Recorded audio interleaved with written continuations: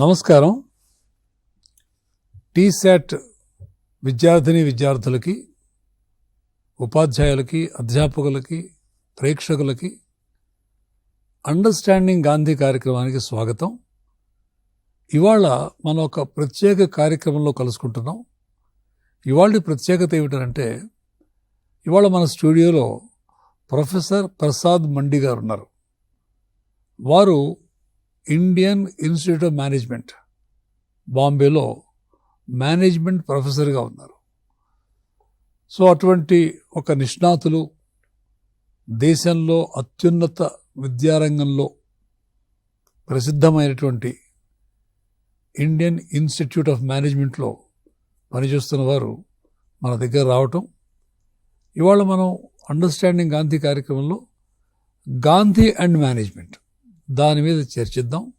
ఈ కార్యక్రమానికి ప్రొఫెసర్ ప్రసాద్ మండి గారికి స్వాగతం. నమస్కారం ప్రసాద్ గారు. నమస్కారం. మీరు ఇవాళ మా స్టూడియోకి రావడం చాలా ఆనందంగా ఉంది. మీ నుంచి మా ప్రేక్షకుల కోసం కొన్ని ప్రశ్నలు, కొంత చర్చ మనం చేద్దాం. తప్పకుండా. ఇది ప్రధానంగా గాంధీ అండ్ మేనేజ్మెంట్. అవునండి. ఎందుకంటే మన దేశం, మన సమాజం, లేక ప్రపంచం మొత్తం కూడా అభివృద్ధి పదంలో పయనిస్తున్నప్పుడు దాంట్లో పరిశ్రమలు వస్తున్నాయి, వ్యాపారం వస్తుంది, శాస్త్ర సాంకేతిక పరిజ్ఞానం అభివృద్ధి చెందుతుంది. దానికి తగినట్టుగా గవర్నమెంటు, ఇతర ఇన్స్టిట్యూట్స్ అన్ని కూడా వస్తాయి. ఈ సంస్థలన్నింటి కూడాను నిర్వహణ చేయటం, ప్రబంధన అంటాం. అవునండి. అది చాలా అవసరం. అంటే మేనేజరియల్ స్కిల్స్ సమాజంలో పెరిగినప్పుడే, సంస్థల్ని మనం చక్కగా మేనేజ్ చేసినప్పుడే, నిర్వహించినప్పుడే మనకి అవసరమైనటువంటి మంచి ఫలితాలు వస్తాయి. ఈ వ్యవస్థలో గవర్నమెంట్ కూడా ఉంది. గవర్నమెంట్ యొక్క నిర్వహణ కూడా చాలా పెద్ద స్కిల్ అన్నమాట, పబ్లిక్ అడ్మినిస్ట్రేషన్. కాబట్టి ఈ మేనేజ్మెంట్ సైన్స్లో, మేనేజ్మెంట్ ఈజ్ అన్ ఆర్ట్ అని చెప్తారు, మేనేజ్మెంట్ ఈజ్ సైన్స్ అని చెప్తారు. సో ఈ యొక్క ప్రముఖమైనటువంటి, అత్యంత ఆధునికమైనటువంటి, అత్యంత అవసరమైనటువంటి మేనేజ్మెంట్ టెక్నిక్ ఏదైతుందో అది మనం మేనేజ్మెంట్ ఫర్ ది స్టూడెంట్స్, అకాడమిక్గా MBA, BBA చదువుతున్న విద్యార్థులని దృష్టిలో పెట్టుకొని, అలాగే కంపెనీలని, వ్యవస్థలని నిర్వహించే వాళ్ళని కూడా దృష్టిలో పెట్టుకుని మనం ఇవాళ చర్చ కొనసాగిద్దాం. తప్పకుండా. ముందుగా నేను మిమ్మల్ని అడగదలుచుకున్న ప్రశ్న ఏంటంటే, గాంధీ అనగానే జనరల్గా వచ్చే ఒక ఇంప్రెషన్, అంటే బాగా గాంధీని అర్థం చేసుకున్న వాళ్ళు, గాంధీని కులంగా చదివిన వాళ్ళ సంగతి వేరే. ఒక క్యాజువల్ ఐకి ఎట్లా ఉంటుందంటే, గాంధీకి మేనేజ్మెంట్గా సంబంధం ఉంది, గాంధీ ఈజ్ నాట్ మోడర్న్ కదా అని తక్కువ అనేస్తారు. కాబట్టి ఒక మేనేజ్మెంట్ ప్రొఫెసర్గా మీరు గాంధీని అసలు మేనేజ్మెంట్ సైన్స్లో గాంధీని ఎలా చూస్తారు? సో గాంధీ గారి గురించి మేనేజ్మెంట్ రిలేషన్షిప్ ఆలోచించినప్పుడు 1, 2, 3 పాయింట్ల మీద మనం దృష్టి కేంద్రీకరించవచ్చు. ఒకటి ఏమిటి అంటే, గాంధీ గారు మామూలుగా మనం చూసినప్పుడు డబ్బు, తర్వాత విలాసాలు, ఈ అభివృద్ధి అనేది వారి ఆలోచన వేరుగా ఉండే అవకాశం ఉంది. అయితే గాంధీ గారి ఆలోచన కనుక చూసినప్పుడు అది బునియాది, అంటే బేసిక్ విషయాల మీద దృష్టి కేంద్రీకరించడం జరిగింది. ఫండమెంటల్, బునియాది మీద, బీజం మీద. అంటే మనం సాఫ్ట్వేర్లో మాట్లాడాలంటే కోడింగ్ అన్నమాట, మనం బయాలజీలో మాట్లాడాలంటే DNA, క్రోమోజోమ్ లాగా ప్రాణాన్ని పట్టుకోవటం. గింజలో మనం కనుక చూస్తే అస్ ఎ పారాడిమ్, లాజిక్ ఏమిటి, చెట్టు ఎలా ఉండాలి అన్నటువంటి దాన్ని వారు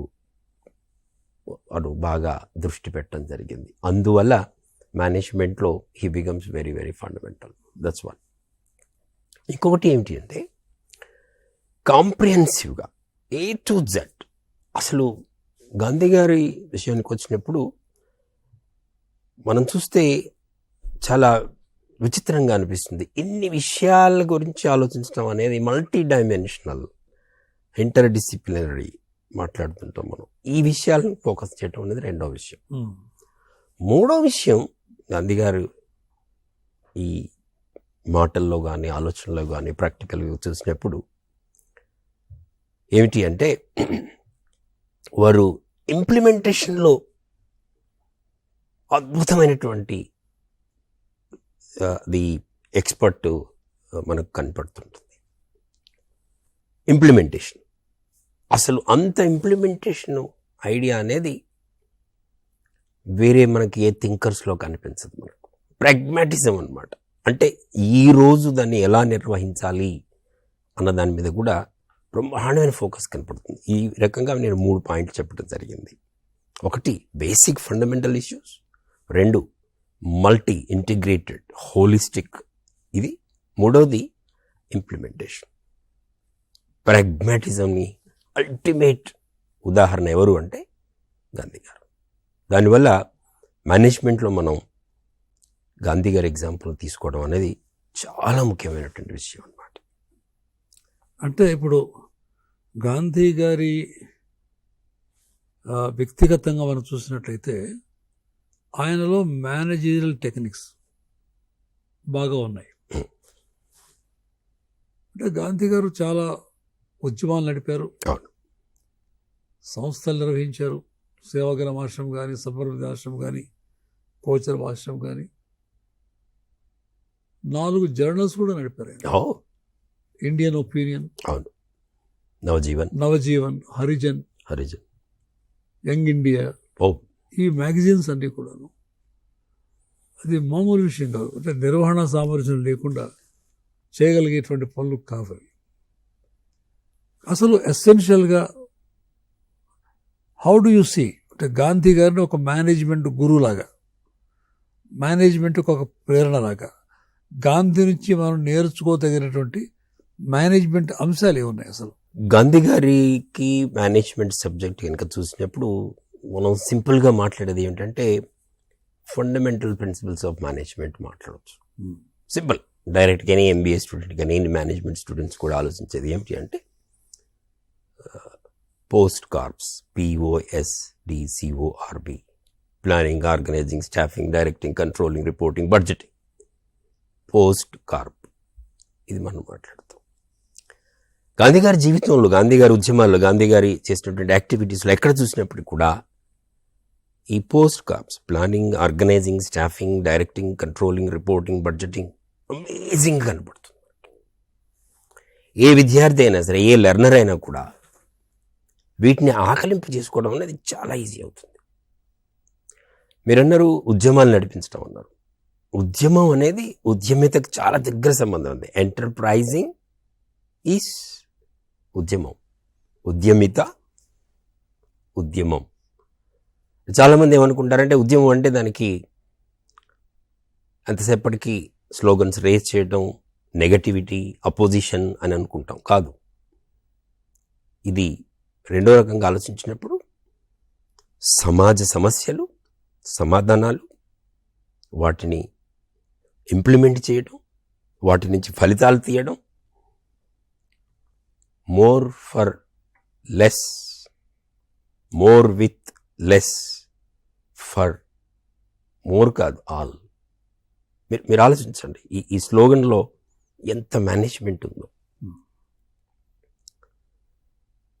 అమేజింగ్ థింకర్స్ ఏమన్నారంటే more with less for few అన్నారు.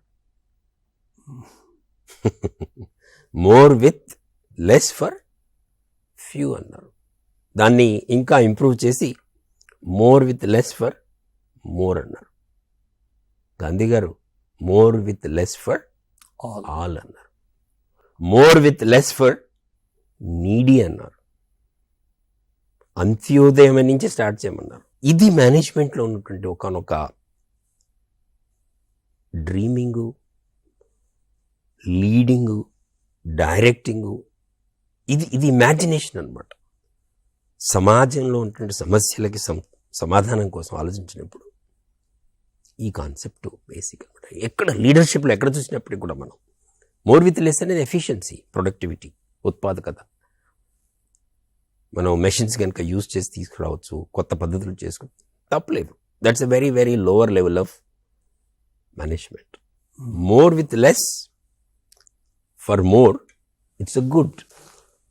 ఇప్పుడు వెస్టర్న్ ఫిలాసఫీలో the greatest good of people అంటే ఎక్కువ మందికి కనుక అది మేలు చేసినట్లయితే ఏదైనా ఒక నిర్ణయం అది కొద్ది మందికి నష్టం కలిగినా పర్వాలేదు అనేటువంటి ఒక ఫిలాసఫీ, ఒక స్టాండ్ ఉంది అక్కడ. అందుకనే ఐరోపా దేశాల్లో ఉండే ప్రజల యొక్క సంక్షేమం కోసం వాళ్ళ యొక్క స్టాండర్డ్ ఆఫ్ లివింగ్ పెంచటానికి కొన్ని దేశాలని ఆక్రమించుకొని వలసవాదంతో వాటిని రాజకీయంగా ఆక్రమించుకొని ఆర్థికంగా దోపిడీ చేయటం, దీన్ని అంగీకరించిన సమాజం అది. సో గాంధీ గారు దాన్ని రిజెక్ట్ చేశారు. ఇంకా చెప్పాలంటే డెమోక్రసీని కూడాను ఒక రకంగా చెప్పాలంటే గాంధీయన్ సిద్ధాంతానికి కొంచెం డిఫరెంట్గా ఉంటుంది. డెమోక్రసీలో రూల్ ఆఫ్ మెజారిటీ కదా, మళ్ళీ మీకు 51% ఓట్లు కనుక వచ్చినట్టయితే మీరు గవర్నమెంట్ ఫామ్ చేస్తారు. సో మిగిలిన 49 కూడాను వాళ్ళకి ఏమీ లేనట్లే, దే హావ్ నో రోల్. కాబట్టి ఈ మెజారిటీ రూల్ అనేటువంటిది they greatest good of greatest numbers అనేటువంటి పాయింట్ ఏదైతే మనం మాట్లాడుతున్నామో, మేనేజ్మెంట్లో ఒక కంపెనీ పెట్టినా, ఒక ఇండస్ట్రీ పెట్టినా, ఒక కార్పొరేట్ ఎంటిటీలో ఎక్కువ మందికి లాభం కలగటానికి కొద్ది మందికి నష్టం అయినా పర్వాలేదనేటువంటి కాన్సెప్ట్ అవుతుందో దాన్ని గాంధీ గారు పూర్తిగా రిజెక్ట్ చేశారు. ఈ rejected total and set the only acceptable dignified సిద్ధాంతం ఏమిటంటే గ్రేటెస్ట్ గుడ్ ఆఫ్ ఆల్. దీన్ని ఆయన సర్వోదయ అనే పేరుతో పిలిచారు. సర్వోదయ అంటే వెల్ఫేర్ ఆఫ్ ఆల్. ఇప్పుడు మనం ఒక్కసారి కనుక ఇక్కడ ఒక్క విషయం బాగా చెప్పారు. అయితే గాంధీ గారికి మిగతా సిద్ధాంతీకరణ చేసే వాళ్ళకి తేడా ఏమిటంటే, గాంధీ గారు చేసిన తర్వాత సిద్ధాంతీకరణ చేయడం జరుగుతుంది. చాలామంది ఏం చేస్తారంటే దాన్ని సిద్ధాంతం చెప్పేసి వెళ్ళిపోతారు. దాన్ని ఇంప్లిమెంట్ చేయడం అనేది మేనేజ్మెంట్లో మోస్ట్ ఇంపార్టెంట్ థింగ్. ఒక సిద్ధాంతానికి ఆచరణ. Gandhi is epitome of implementation. యాక్చువలైజేషన్లో చూసేది గాంధీ గారు. యాక్చువల్గా మేము ఏ విషయం మాట్లాడినప్పటికీ కూడా, ఇప్పుడు అంత్యోదయం అన్నా, నిరుద్యోగత అన్నా, ఉద్యోగిత అన్నా, సస్టైనబిలిటీ అన్నా, ఎథిక్స్ అన్నా, మనకెక్కడ సిద్ధాంతాలు చెప్పడం, మాట్లాడటం not by words, by deeds. ఇది మేనేజ్మెంట్లో గాంధీ గారు ఇచ్చినటువంటి ఒక కొత్త వ్యవహారం అన్నమాట. చాలామంది థియరిటీషియన్స్ ఉన్నారు. మనం ఎడ్యుకేషన్లో కనుక చూసుకున్నట్టయితే, మనం ఎకనామిక్స్లో చూసుకున్నట్టే, మనం ఎథిక్స్లో చూసుకున్నట్టయితే మంచి మంచి గ్రంథాలు రాశారు, అమోఘమైన గ్రంథాలు రాశారు. కానీ how far they implemented what they spoke, how much they walked the talk is a big question mark. మేనేజ్మెంట్లో Gandhi is an excellent example for implementation. బాబు ఇది ఇలా ఉంటుంది అని చూపించడం. ఇప్పుడు మన చర్చని కొంచెం మేనేజ్మెంట్ ఫంక్షన్స్ వైపు కొంచెం తీసుకెళ్దాం. ఎందుకనంటే Gandhi is perhaps one of the greatest managers that the whole world he's produced. I think Gandhi garu every single function of మేనేజ్మెంట్లో హీ ఎక్సెల్డ్. నిజానికి ఇండియన్ ఇన్స్టిట్యూట్ ఆఫ్ మేనేజ్మెంట్ అహ్మదాబాద్లో గాంధీ అండ్ మేనేజ్మెంట్ కోర్స్ ఉంది అక్కడ. చాలా మేనేజ్మెంట్ కోర్సెస్లో, ముఖ్యంగా ఐఎమ్స్లో they are studying Gandhi. Gandhi నుంచి మనం ఏ రకమైనటువంటి మేనేజ్మెంట్ టెక్నిక్స్ తెలుసుకోగలుగుతాం, నేర్చుకోగలుగుతాం. Like Gandhi is a management గురువు అని. ఇప్పుడు ఇందాక మీరు ఫంక్షన్స్ ఆఫ్ మేనేజ్మెంట్ చెప్పారు. ఇప్పుడు planning, organising, staffing, directing, coordinating, controlling, reporting and budgeting. These are the functions of management. మనం చూడాల్సింది ఏమిటంటే దీంట్లో ప్రతి ఒక్క ఆస్పెక్ట్లో అయితే ఈ పాయింట్స్ కంటే ముందు, ప్లానింగ్ కంటే ముందు ఇంకొకటి యాడ్ చేస్తాను. ఇంకా చెప్పండి. అదేమిటంటే ఆ ఫంక్షన్ ఏమిటంటే అసలు idea, business idea that is more important. మీకు ఆ బిజినెస్ ఐడియా ఉంటే కదా దాన్ని బట్టి ప్లానింగు, స్టాఫింగు, ఆర్గనైజింగ్ ఇవన్నీ చేయగలిగేది. సో ఆ ఐడియా మనిషికి స్ఫురించటం, అది తట్టడం, అది చాలా ముఖ్యం. ఇప్పుడు గాంధీ గారు ఫ్రీడమ్ స్ట్రగుల్లో ఉప్పు సత్యాగ్రహం చేశారు. ఉప్పుని ఒక సాధనంగా వాడారు ఆయన. ఏది? ఈ ఫ్రీడమ్ స్ట్రగుల్లో. ఆ టైంలో కాంగ్రెస్ పార్టీ నాయకులు, ఇతర పెద్దలు నవ్వారు గాంధీని చూసి. ఈ సాల్ట్ ఏమిటి, ఈ గోలంతా ఏమిటని. ఇన్ఫ్యాక్ట్ నెహ్రూ గారి తండ్రి మోతీలాల్ నెహ్రూ ఏమన్నారంటే, నమక్ బనాతే హో, నమక్ బనానేసే క్యా హోగా. అంటే ఏమిటి, ఉప్పు తయారు చేస్తాను, ఉప్పు తయారు చేస్తే అవుతుంది, ఒక హాస్యాస్పదంగా అన్నాడు ఆయన. అయితే గాంధీలో ఉన్నటువంటి చతురత ఏమిటంటే అంతకంటే ఎక్కువ సూక్ష్మంగా సమాధానం చెప్పగలడు. చాలా టెర్స్గా అనమాట. దాన్ని రిపార్టీ అంటాం.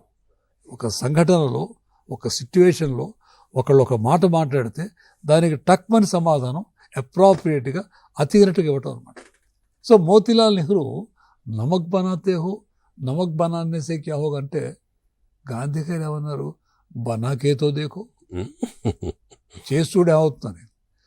సరే, ఏదో ఒక ఉద్యమము గాంధీ గారు చెప్పారు, ఆయన కూడా చేయడం మొదలెట్టారు. చేద్దాం అనుకునే లోపలే పోలీసులు మోతీలాల్ నెహ్రూ అరెస్ట్ చేశారు. అప్పుడు టెలిగ్రామ్ పంపిస్తాడు గాంధీ గారికి మోతీలాల్ నెహ్రూ, ఏమనంటే బనానేసే పైలే. అంటే ఆ ఐడియా ఆఫ్ సాల్ట్ అనేటువంటిది ఎంత పవర్ఫుల్.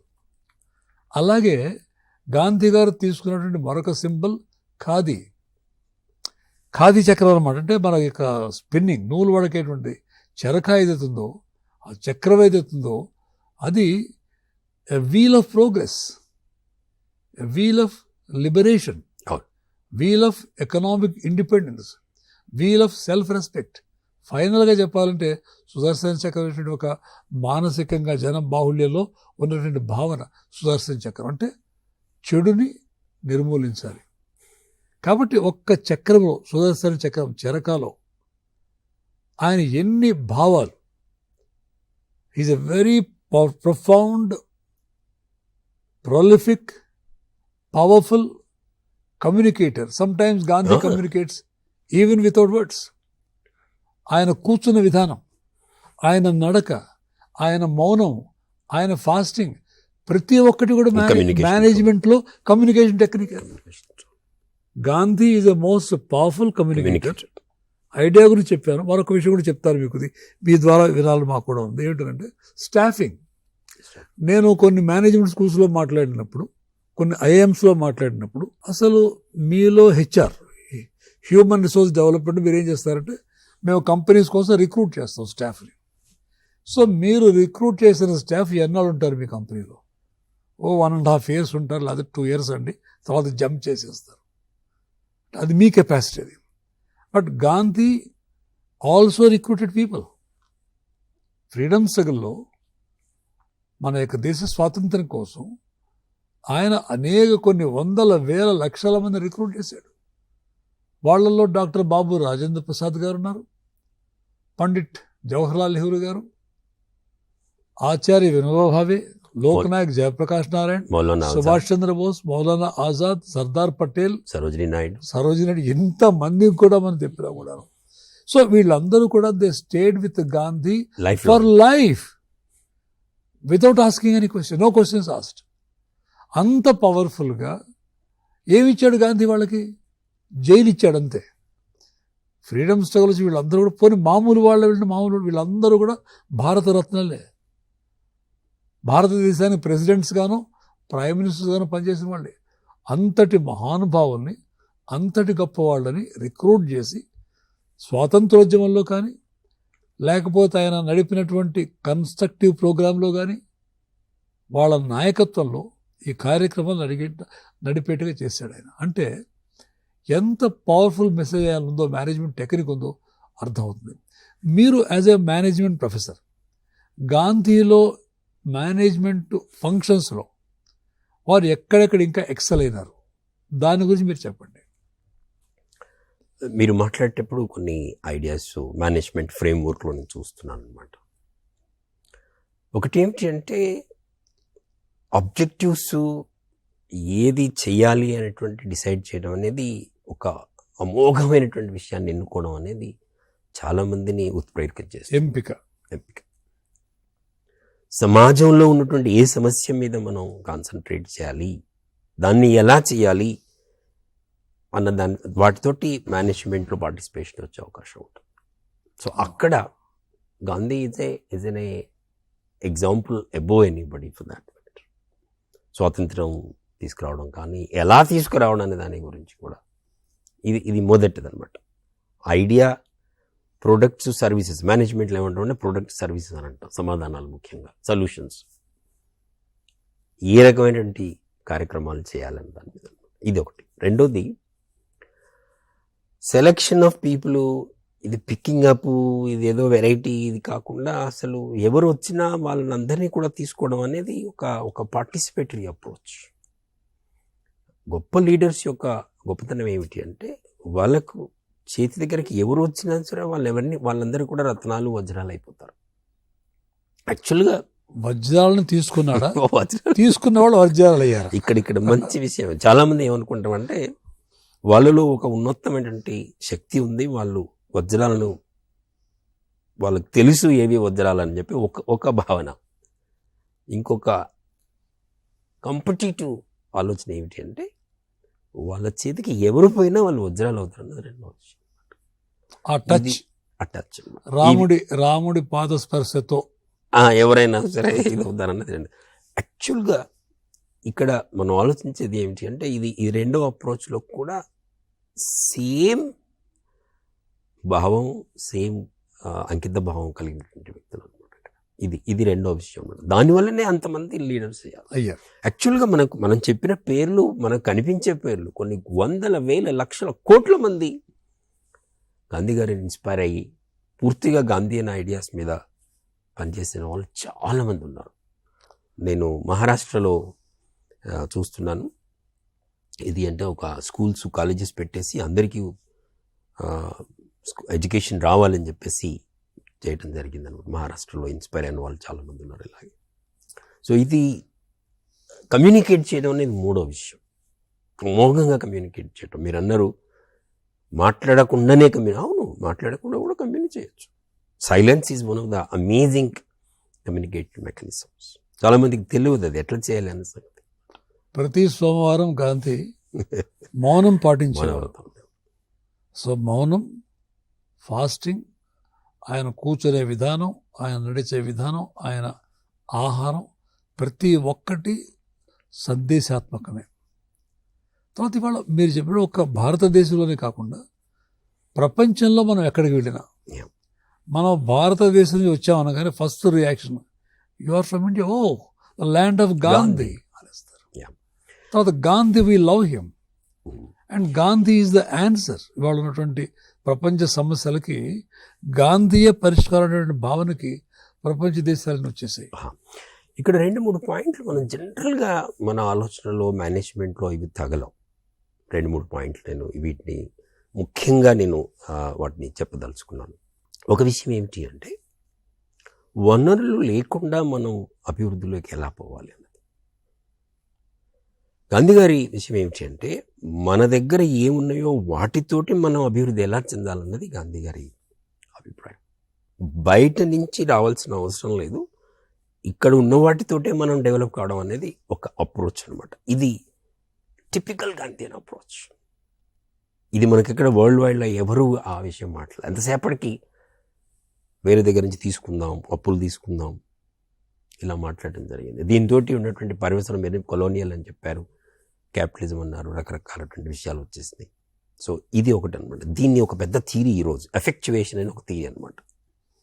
ఇది వ్యక్తి విషయంలో, కుటుంబం విషయంలో, సమాజం విషయంలో, ప్రభుత్వం విషయంలో కూడా ఆలోచించాల్సి. మన దగ్గరలో వనరులు ఏమిటి, వీటిని ఎలా ఉపయోగించుకోవచ్చు, ఎంత బాగా ఉపయోగించుకోవచ్చు అని ఎఫెక్చువేషన్. దాన్ని ఆయన గాంధీ స్వదేశీ అనే పేరుతోటి లోకల్ ఎకానమీ. లోకల్ ఎకానమీ అనగానే ఏమవుతుందంటే we depend upon our own resources. మన స్థానిక వనరులతోటి మన అవసరాలు పూర్తి చేసుకోవటం. లేదు వేరే ఎక్కడి నుంచి తెచ్చుకోవాలని కానీ అక్కడ వాళ్ళతోటి కాన్ఫ్లిక్టింగ్ ఇంట్రెస్ట్ వస్తాయి మనకి. సో అది ఒకటి. తర్వాత ఈ మేనేజింగ్ ది లోకల్ రిసోర్సెస్ ఒకటి, మేనేజింగ్ ది రిక్వైర్మెంట్స్, స్థానిక అవసరాలు ఏమిటి, అవసరాలను ఎట్లా చేసుకోవాలి, దానికి ఎటువంటి టెక్నాలజీ వాడాలి. అంటే Gandhi has given a philosophy to technology also. Machinery వద్దా అంటే మిషనరీ కావాలని చెప్పాడు గాంధీ. చాలామంది ఏమనుకుంటారంటే గాంధీ టెక్నాలజీకి వ్యతిరేకమని, గాంధీ మిషనరీకి వ్యతిరేకం అనుకుంటారు. కానీ ఒకసారి ఇదే ప్రశ్నకు తన సమాధానం చెప్పింది ఏమిటంటే how can I be against machinery? నేను వాడే ఈ చెరక మిషనే, ఈ కళ్ళజోడు మిషన్, అది toothpick is a machine and this body is a finest piece of machinery. So I'm not against machinery but I'm against the craze for machinery. ఈ machinery అనేటువంటిది మనుషుల యొక్క టైం సేవ్ చేయటానికనో, వాళ్ళ యొక్క డ్రడ్జరీ అంటే విపరీతమైనటువంటి శరీర శ్రమ చేయవలసి వచ్చి దాన్ని తగ్గించడానికి, శరీర భారాన్ని తగ్గించడానికి టెక్నాలజీ వాడుతామని చెప్పేసి throwing people on to the street for want of employment to die of starvation. అది నేను ఒప్పుకుంటున్నాను. ఆయన హిందూ స్వరాజ్లో ఆయన చాలా చక్కగా ఈ విషయం చెప్పారు. సో వ్యవస్థల నిర్వహణకు చూసాం మనం, ఉద్యమాల నిర్వహణ చూసాం గాంధీ గారి విషయంలోనూ. తర్వాత డీసెంట్రలైజేషన్ గురించి మనం చూసాము. ఎవ్రీ ఫంక్షన్ ఆఫ్ మేనేజ్మెంట్ గురించి మనం మాట్లాడుకున్నాం. లైక్ ఐడియా గురించి మాట్లాడేం దాకా, ఒక ఉప్పు సత్యాగ్రహం కానీ, చెరకాని వాడటం కానీ. ఇంకొక రెండు విషయాలు చెప్పండి. హైలైట్ చేసేసి మనం మిగతా పాయింట్ పోతాం. మీరు అన్నట్టుగా మన దగ్గర ఉన్న వనరులు అన్నది చాలా చాలా చాలా ఇంపార్టెంట్ విషయం. ఇది వ్యక్తి విషయంలో కూడా. రెండో విషయం, మామూలుగా మేనేజ్మెంట్లో ఇది జనరల్గా ఆలోచించిన విషయం ఏంటంటే ecology. Gandhi is an ecological man. Like that ecology సమాజం మొత్తం, ప్రకృతి, జీవాలు, పక్షులు, వృక్షాలు, చెట్లు, చేమలు, నేల, వీటి యొక్క క్షేమం గురించి ఈరోజు మనం మాట్లాడేదంతా సస్టైనబిలిటీ గురించి మాట్లాడుతాం. మనం ఏనాడో ఎప్పుడో మాట్లాడారు. చాలా మంది ఏమంటారంటే ఇకలాజికల్ అనేది కొత్తగా వచ్చింది. లేదు లేదు లేదు, ecological is Gandhi spoke about it in 1920s, 30s. ఇది ఇకలాజికల్ ఒకటి. మూడో విషయం, జనరల్గా ఇవి నెగ్లెక్ట్ చేయడం జరుగుతుంది మేనేజ్మెంట్లో. గాంధీ గారి విషయంలో ఇవి ఎక్కడ నెగ్లెక్ట్ కావు. మూడో చాలా ఇంపార్టెంట్ విషయం ఏంటంటే ethics. He never spoke about solutions. He never spoke about economics without ethics. Ethics, అది foundation. So ethics, economics, ecology, individual excellence, solutions. So మనం కనుక చూసినప్పుడు మోస్ట్ కాంప్రహెన్సివ్గా మనకు సమాధానం. ఈ మూడు విషయాలు నేను చెప్పినట్టుగా లోకల్ రిసోర్సెస్, 2 ఎథిక్స్, 3 ఇకలాజికల్. ఈరోజు మేనేజ్మెంట్లో పెద్ద సంక్షోభం. ఈరోజు ప్రపంచంలో పెద్ద సంక్షోభం ఏమిటి అంటే అప్పులు, అనెథిక్స్. మీకు తెలుసు, మీరు చెప్పాల్సిన అవసరం లేదు ఈరోజు మాట్లాడేది. ఈరోజు కాంటెంపరీ ఇష్యూ ఏమిటంటే ethics in business, ethics in politics, ethics in human life. ఇవి మాట్లాడుతున్నాం. మేనేజ్మెంట్లో మనం planning, organising, staffing, directing, controlling, these are all normal kind of thing. What is unique, స్పెషల్గా అండర్లైనింగ్ ఆల్ దీస్ థింగ్స్, ఇవి golden points అన్నమాట. గాంధీ గారి గురించి మనం మాట్లాడినప్పుడు మేనేజ్మెంట్కి రెలవెంట్ ఏంటి అంటే ఇవి more contemporary. For example, today we are talking about unemployment, we are talking about job less growth కాదు, we are talking about job loss growth. నిన్నటి వరకు మాట్లాడింది మనం జాబ్ లెస్ గ్రోత్ మాట్లాడినాం, ఈరోజు జాబ్ లాస్ గ్రోత్ మాట్లాడాం. Gandhi never spoke about, Gandhi stress this particular point in terms of saying that అభివృద్ధి ఎలా ఉండాలి, సమాజం యొక్క నిర్వహణ ఎలా ఉండాలి అన్న దాని మీద అమోఘంగా మాట్లాడాడు. సో ఇవి మేనేజ్మెంట్ యొక్క ముఖ్యమైన పాయింట్స్ గాంధీ బ్రాట్ ఇట్. దానికి ఇందాక మీరు ఎన్విరాన్మెంట్ అండ్ ఇకలాజికల్ ఇష్యూస్ చెప్పినప్పుడు గాంధీ ఏమన్నారంటే the world or the earth has enough for meet the needs of everybody but not for the greed of any one. Anybody. ఏ ఒక్క వ్యక్తి యొక్క స్వార్థము, ఆశ, దురాశలకి తగినటువంటి వనరులు ఈ భూమండలం లేవు. కానీ అందరి యొక్క అవసరాలు తీర్చడానికి కావాల్సినటువంటి వనరులు భూమండలంలో పుష్కలంగా ఉన్నాయి. కాబట్టి ఆయన తీసుకున్నటువంటి స్టాండ్ ఏమిటంటే ఒక ఆధ్యాత్మిక స్టాండ్ తీసుకున్నారు ఆయన. అంటే ఒక reverence for life. All life is one. Reverence for nature. ఆ నేచర్కి లోబడి ప్రకృతిని అనుసరిస్తూ ప్రకృతి నియమాలకు అనుగుణంగా మనిషి జీవించాలి, కానీ ప్రకృతిని డామినేట్ చేయాలనేటువంటి దృక్పథం తప్పు.